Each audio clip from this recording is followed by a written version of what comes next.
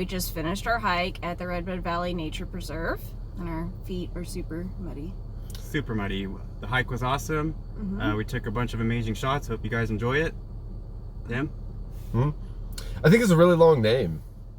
It is. It was hard for us to get it right. We still aren't confident in that. We had to practice it. Yeah. Redbud Valley Nature Nature Preserve. It's kind of a lot to remember. I mean, it's four words, guys. It's 4 words, so I know, but it's like, I'm worried about you too right now. why couldn't they just call it like Redbud Valley?